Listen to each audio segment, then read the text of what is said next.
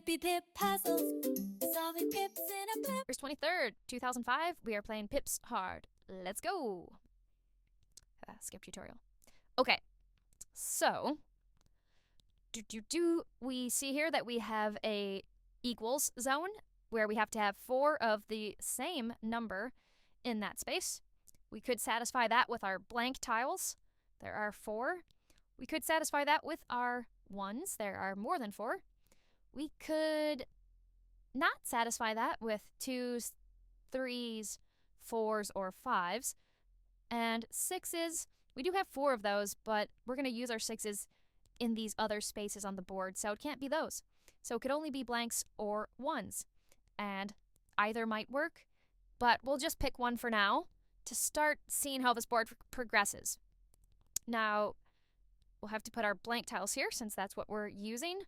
That uses up all of our blanks and commits us to a 1 in this zone that has to total 4.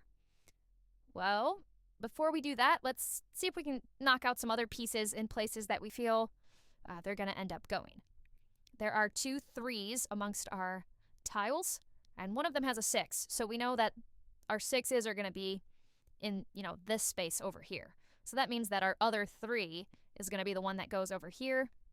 And the reason I'm placing it horizontally is that this total area needs to be less than 6. And for now, I'm thinking I want to keep that top right space open in case I want to drop a high number there to keep it out of this space. Maybe we'll rotate that later, but we'll see.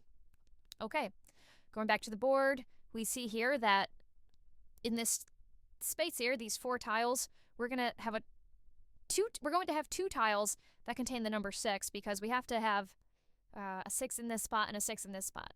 We also have to have a number greater than 2 here. So if we take a look at the 6s we have available, there's only one 6 that has a number greater than 2 attached to it. So we'll go ahead and drop that here. We could also have dropped that this way. It looks like it won't matter because we need to have a vertical tile in this section. So it's just a 2x2 space to fill down here. That leaves us with a 6 and a 2 and a 6 and a 1. Now, let's say we do the 6 and a 1.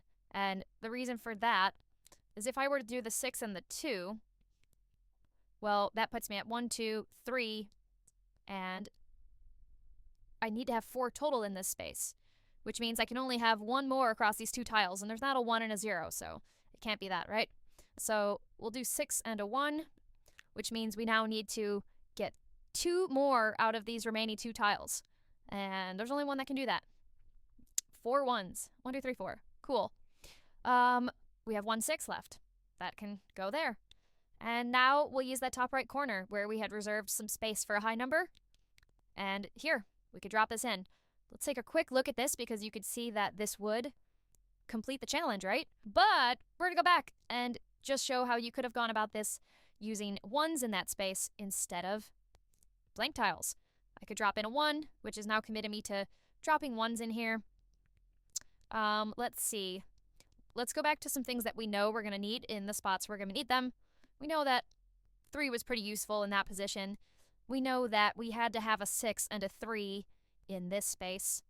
And now that brings us down to some possibilities with these remaining 6s, okay? We have a 6 and a 2. We have a 6 and a blank.